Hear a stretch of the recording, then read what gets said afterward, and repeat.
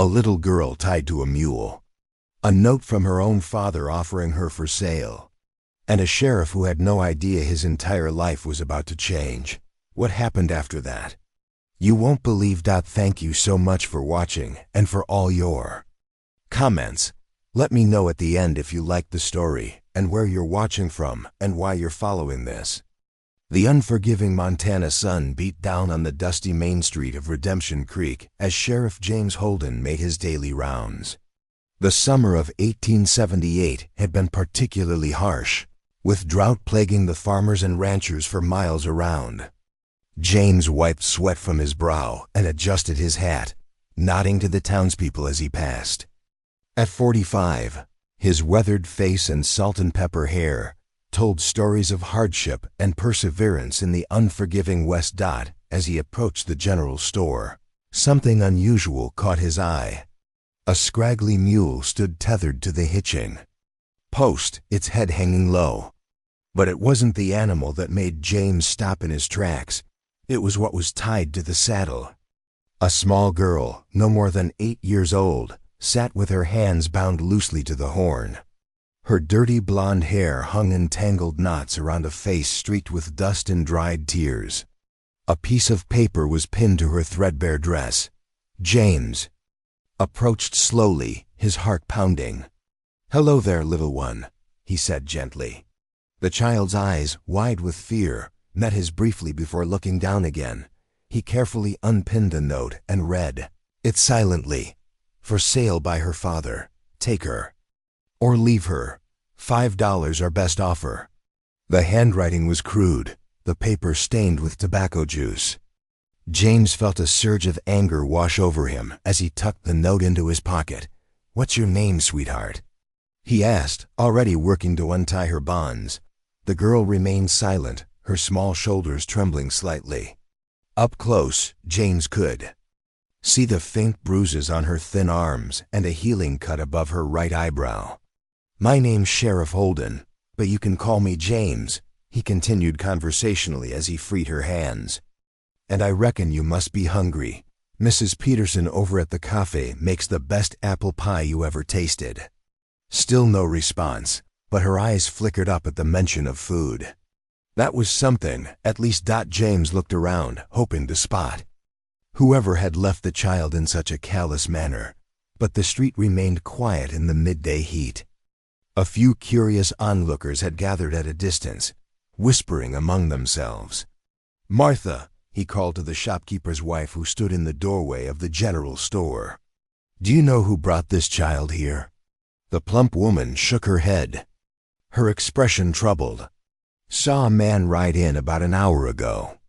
Rough-looking fellow, hadn't shaved in weeks by the looks of him. Didn't stay but a minute. Just tied up the mule and rode off on his horse. Didn't realize there was a child involved, or I'd have called for you sooner." James nodded grimly. "I'm going to take her over to Sarah's place for now.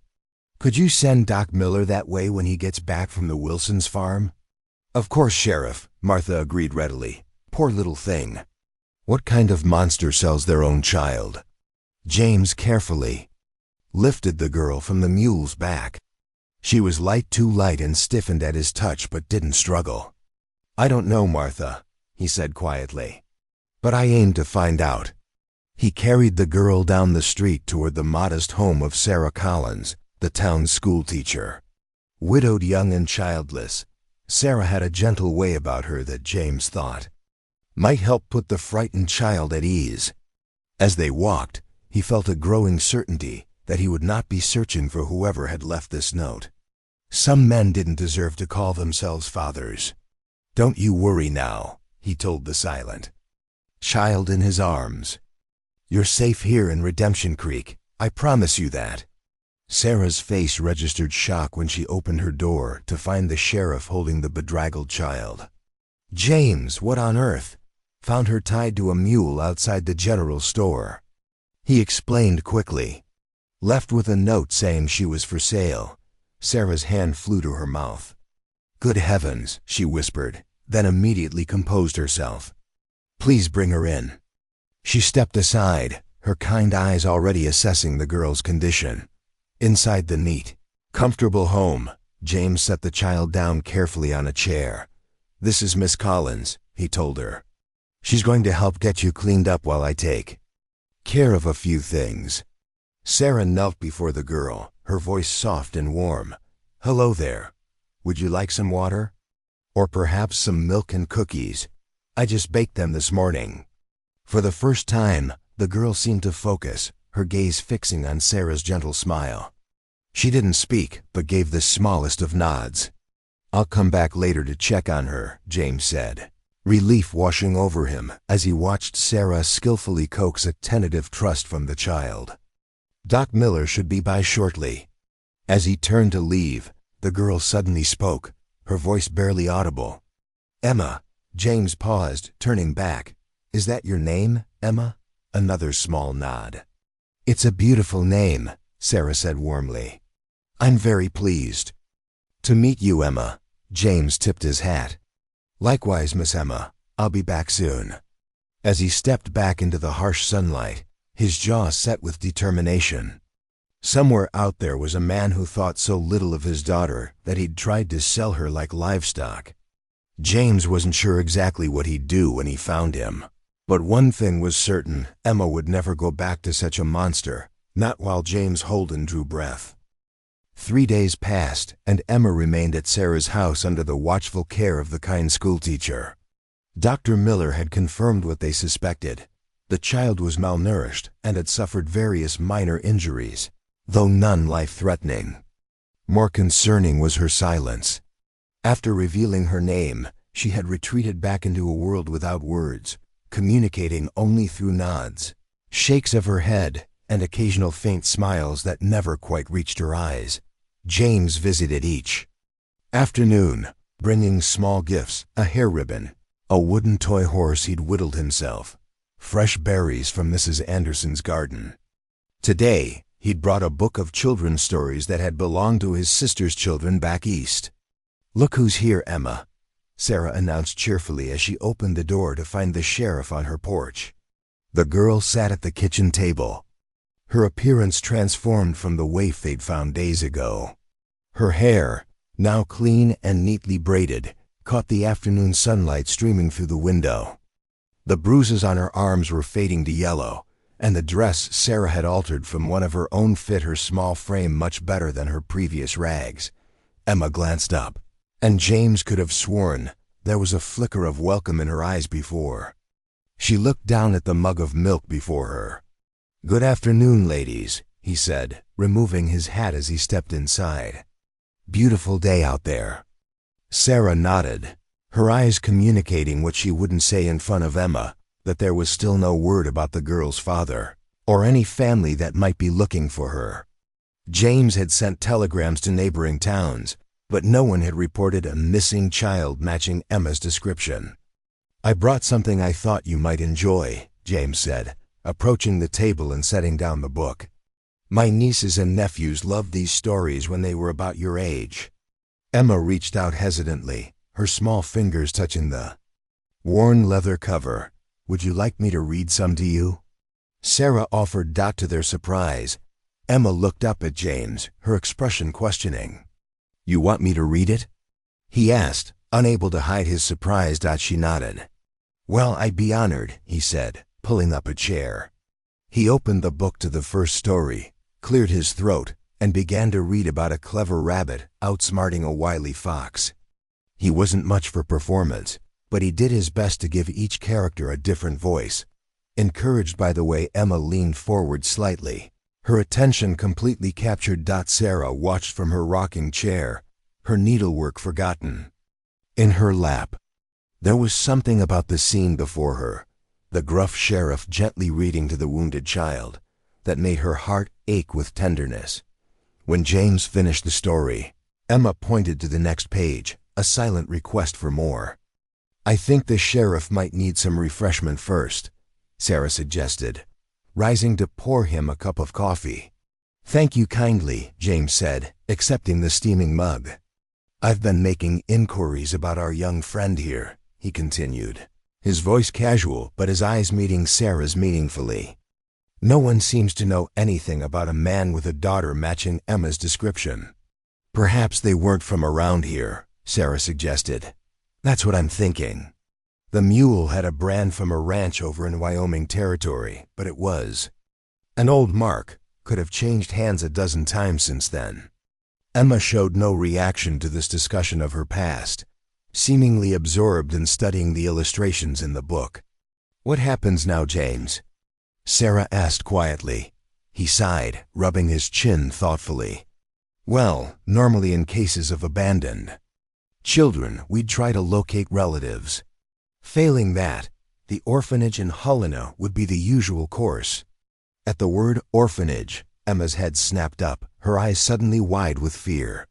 Now don't you worry, James said quickly, noticing her reaction. Nobody's sending you anywhere just yet. Sarah moved to sit beside Emma, placing a gentle hand on her shoulder. Sheriff Holden and I are going to make sure you're taken care of properly, Emma. I promise. The girl's shoulders relaxed slightly, but the worry remained etched on her face. Actually, James said slowly, an idea forming as he spoke, I've got that spare room at my place. Been using it for storage since my sister and her family moved back east, but it wouldn't take much to clean it out. Sarah looked at him in surprise. James, are you suggesting? Why not? He asked, suddenly warming to the idea. My house is too big for just one person anyway.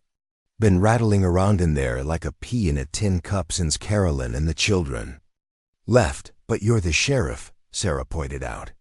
Your duties keep you busy at all hours. And well, you're a bachelor. People might talk. James snorted. Let him talk. Wouldn't be the first time. He turned to Emma. What do you think? Would you like to come stay at my house for a while? It's nothing fancy, mind you, but there's a nice garden out back, and you can see the whole town from the front porch. Emma studied him intently, as if trying to read the truth in his weathered face. Then, slowly, she nodded. It's settled then, James declared, feeling strangely elated. I'll get that room fixed up right away. James, Sarah said hesitantly, are you certain about this? Taking in a child is a tremendous responsibility. I'm aware, he said, his voice softer now. But someone needs to look after her, at least, until we figure out a permanent solution. And I've got plenty of space. What he didn't say, what he barely admitted to himself, was how the thought of sending this silent, wounded child to an orphanage filled him with dread. He'd seen those places. Some were decent enough, but many were little better than workhouses, with too many children and too few resources. Well, Sarah said finally, I suppose we could give it a try, and I'll be right here to help, of course. Of course, James agreed, feeling a rush of gratitude toward the schoolteacher. We'll make it work between us. Emma watched this exchange with solemn eyes, her gaze moving from one adult to the other.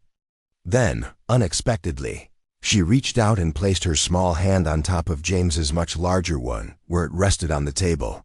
The simple gesture caught him off guard, a lump forming in his throat. It's going to be all right, Emma, he promised. His voice rougher than he intended. You're not alone anymore. For the first time since they'd found her, Emma's smile reached her eyes. 2 weeks later, Redemption Creek had largely adjusted to the peculiar sight of their sheriff, with a small blonde shadow.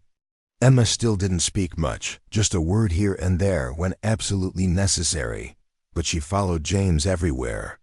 His duties would allow, watching his interactions with the townspeople with keen, observant eyes. James had transformed the spare bedroom into a proper children's room, with help from Sarah and several women from town who donated a quilt, curtains, and various small furnishings. The citizens of Redemption Creek had taken Emma's plight to heart, and rarely did a day pass without someone stopping by with a small gift or treat for the child Mrs. Peterson's apple tarts, a rag doll sewn by the dressmaker, a set of wooden blocks carved by old Mr. Hanson the carpenter. On this particular morning, James sat at his kitchen table, sipping coffee and watching as Emma carefully arranged her breakfast into neat patterns before eating it. It was one of her peculiarities that he'd noticed, this need for order, for control over small things. Doc Miller had explained it might be her way of finding security in a world that had proven unpredictable and dangerous. "We need to ride out to the Donovan place today," he told her. "Thomas says one of his horses has gone missing, and he wants me to take a look around." He hesitated, studying her reaction. "It's quite a distance. If you'd rather stay with Miss Collins." Emma shook her head firmly, continuing to eat her breakfast. "All right then," James agreed, hiding a smile. "But we'll need to pack a lunch. Might be gone most of the day." After breakfast, they prepared for the journey. James packed sandwiches, apples, and a canteen of water into his saddlebags, while Emma put on the sturdy boots Sarah had helped her select at the general store. They were still a bit big, stuffed with paper at the toes, but they would serve for. Riding Dot at the livery stable, old Pete greeted them with a toothless grin. "Mornin', Sheriff, Miss Emma." He tipped his hat to the child with exaggerated courtesy that made her duck her head shyly. "Got your mare all saddled up and the little pony for the young lady." The pony was actually a gentle older horse named Daisy that Pete used to teach children to ride. Emma had taken to riding naturally, showing no fear of the animals. If anything, she seemed more comfortable with horses than with most people. Set out along the trail leading north of town, Emma riding slightly behind James on the narrow path. The summer landscape stretched before them, golden grasses swaying in the morning breeze, distant mountains shimmering in the heat. "Beautiful country," James commented, more to himself than to Emma. "Easy to see why people fight so hard to make a life out here, despite all the hardships." To his surprise, Emma nudged her mount forward until she was riding alongside him where the trail widened. "My mama loved mountains," she said softly. James glanced at her, trying not to show his shock at hearing her speak unprompted. It was the first time she'd mentioned her mother. Did she now? Emma nodded. "She said they were closer to heaven." "Your mama sounds like a wise woman," James replied carefully. "Is she? She died," Emma said simply. "Winter before last. The coughing sickness." "I'm sorry to hear that," James said, his heart aching for the matter-of-fact way she delivered this tragic news. "It must have been very hard for you." Emma was quiet for so long that he thought she'd retreated back into silence. Then she said, "Pa changed after. Said I was a burden. Cost too much to feed." James fought to keep his expression neutral despite the anger boiling inside him. "Well now," he said gently, "everyone needs help sometimes. That's what community is, for people helping each other through the hard times." They rode in silence for a while, James pondering this new information. It explained some things, why her father might have reached a breaking point, though it excused nothing about his actions. "Emma," he said finally, "do you have any other family? Grandparents, aunts, uncles, anyone who might be looking for you?" She shook her head. "Just Pa. Mama's people didn't want her marrying him. Pa's folks died before I was born." More pieces of the puzzle falling into place. A man alone, struggling after his wife's death, with no family support network. It still didn't justify abandoning a child, but it painted a clearer picture of the desperate circumstances that might have led to that moment at the hitching post. "What's your full name, Emma?" he asked. "Might help us figure things out." "Emma." "Grace Mitchell," she replied. James committed the name to memory. "Mitchell," he repeated. "That's a good solid name." They reached the Donovan ranch around midday.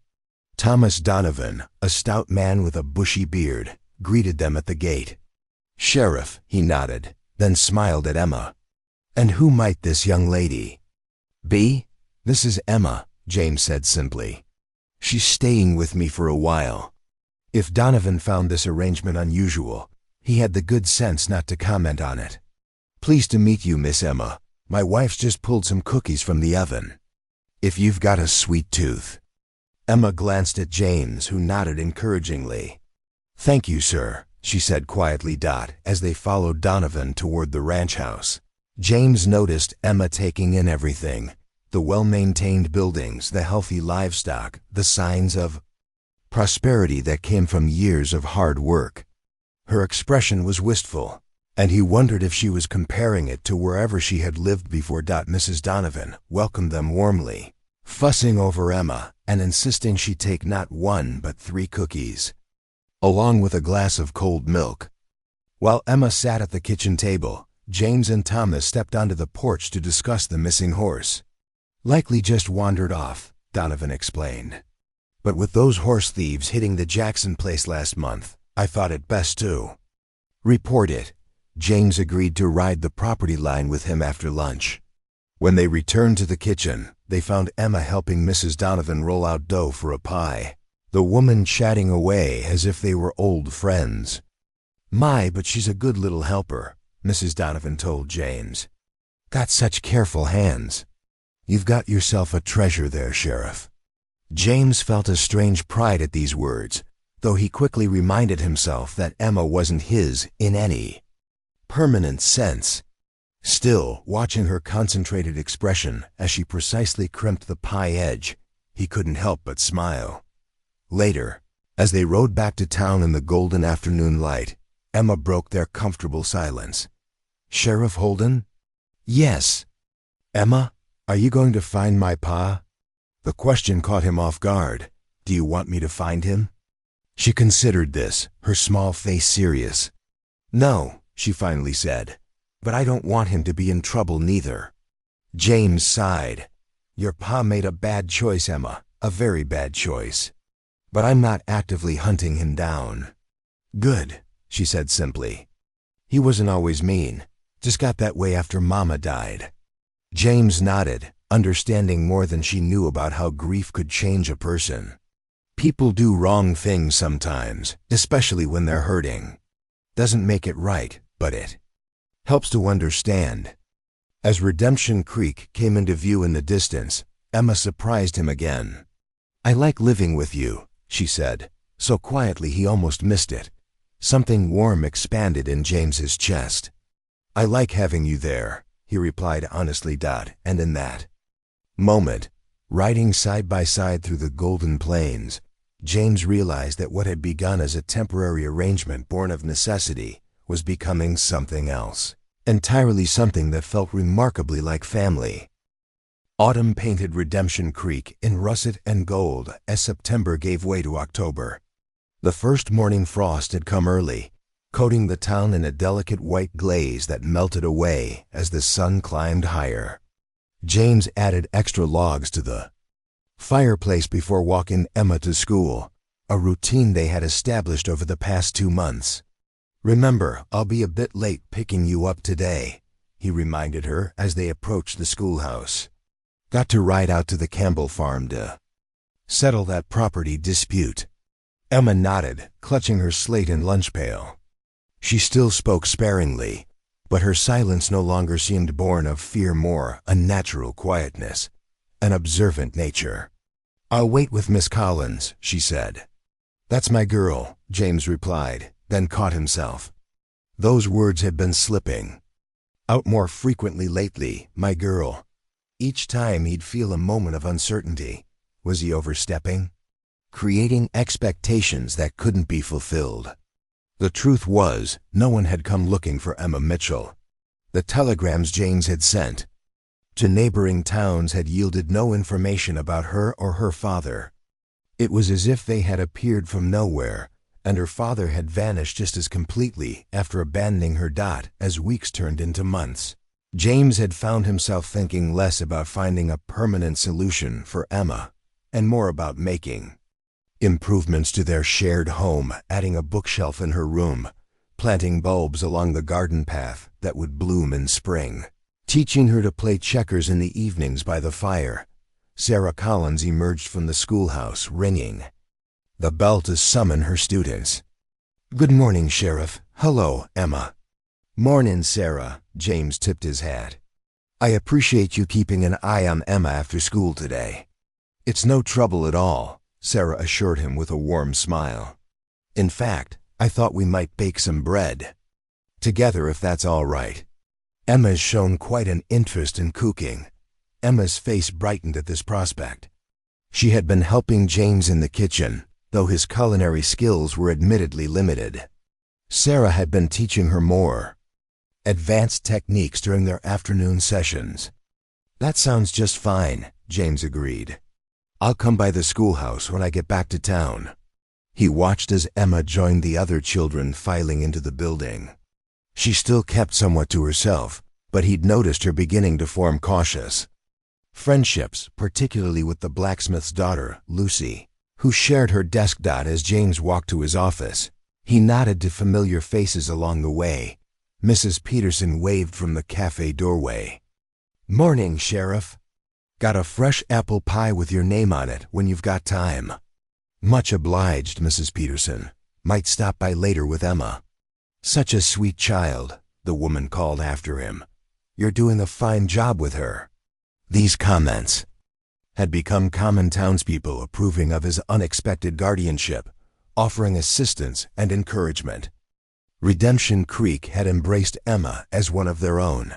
The day passed quickly with routine matters, settling a dispute between neighbors over a wandering cow, filing paperwork from the circuit judge, and finally riding out to the Campbell property to mediate a boundary disagreement.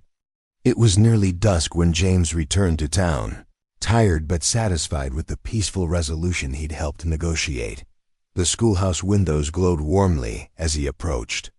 Through the glass, he could see Sarah and Emma at the teacher's desk, heads bent together over what appeared to be a book.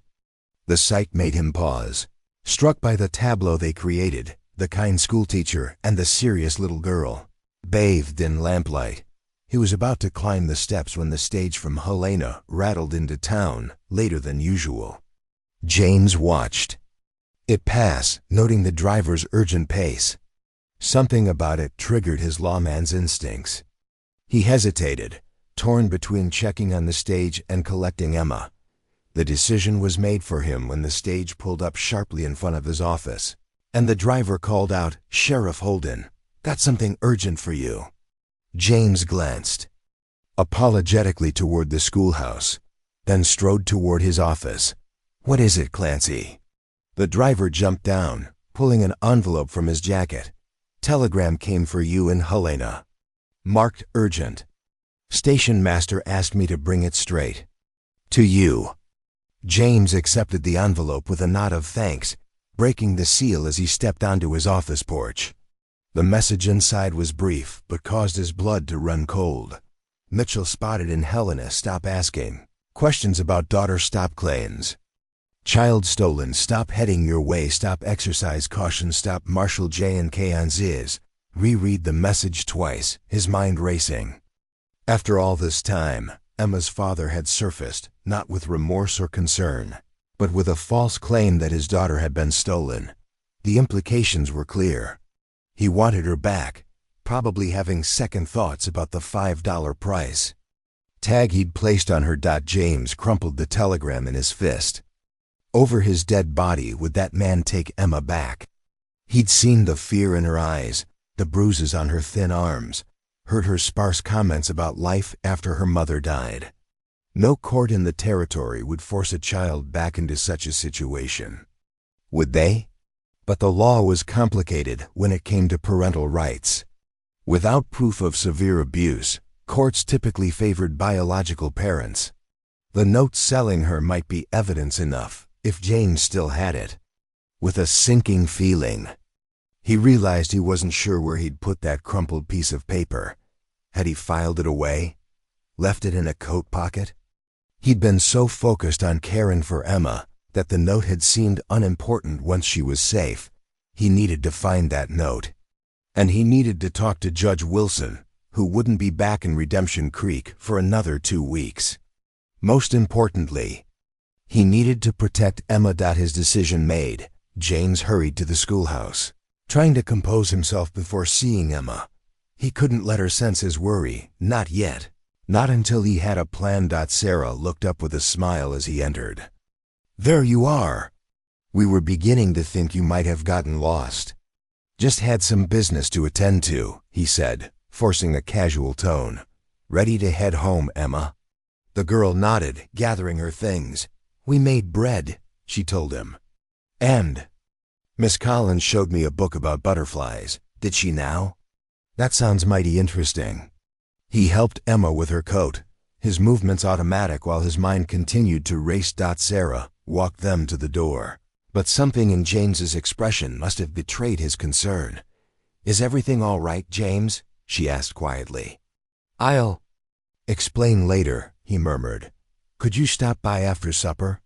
She nodded, her eyes questioning but not pressing for answers in front of Emma. The walk home was filled with Emma's unusually animated description of her day, the butterfly book, the bread dough rising, a funny incident with a frog that had hopped into the schoolroom. James tried to focus, to respond appropriately, but his thoughts kept returning to the telegram. After supper, as promised, Sarah arrived. Emma was in her room, reading one of the books James had purchased for her on his last trip to Helena. What's happened? Sarah asked as soon as they were alone in the kitchen. James showed her the telegram. He's coming back for her, Sarah, and he's spinning a tale about her being stolen. Sarah's hand flew to her mouth. Oh, James, what will you do? Fight him, of course, James said firmly.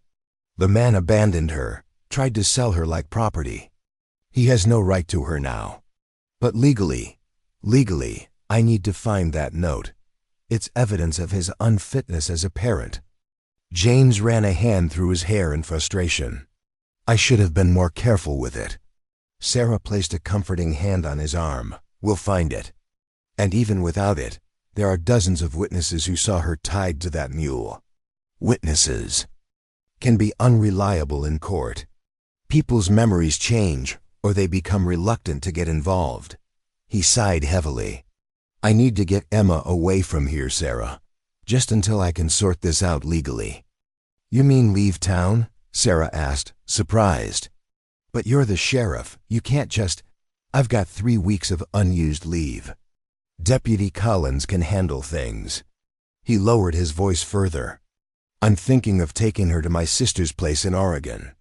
Caroline would take us in, and Mitchell wouldn't think to look there. Sarah was quiet for a long moment. You truly care for her, don't you? This isn't just about duty anymore. James met her eyes. She's become... He struggled to find the words. She's family now, Sarah. I can't explain it better than that. You don't have to, she said softly. I understand. She squeezed his arm gently. What can I do to help? Help me search for that note, for starters. And be ready to testify if it comes to that. You've seen how she was when we found her, and how she is now. Sarah nodded determinedly. Of course, we all have. The whole town will stand behind you. James. Their conversation was interrupted by a small voice from the doorway. Sheriff Holden? They turned to find Emma standing there in her nightgown, her expression solemn. Are you sending me away? James's heart sank. No, Emma, never that. Come here. He held out his hand, and she approached cautiously. I would never send you away. But we might need to take a trip together, you and me. Would you like that? To go see my sister and her children in Oregon. Emma studied his face carefully. Is my pa coming back? James exchanged a glance with Sarah. There was no point lying to her. Emma had survived by being perceptive, by reading the adults around her. He might be. But I won't let him take you, Emma. I promise you that. To his surprise, Emma's expression cleared, as if a weight had been lifted. I knew you wouldn't, she said simply, with such complete faith that it nearly broke his heart. In that moment, James knew with absolute certainty that whatever legal battles lay ahead, whatever challenges they might face, he would move heaven and earth to keep his promise to her. Emma had found her home here with him in Redemption Creek, and nothing, not her father, not the law, not anything would take that away from her again. We're family now, he told her, echoing the thought he'd shared with Sarah. And family sticks together, no matter what. Emma nodded solemnly, as if this confirmed something she already knew. Then she slipped her small hand into his much larger one and held on tight, the gesture speaking volumes that her quiet nature often left unsaid. The first stars appeared in the darkening sky over Redemption Creek, witnesses to a bond that had begun with a cruel note and a hitching post, but had grown into something neither James nor Emma had expected to find a second chance for both of them.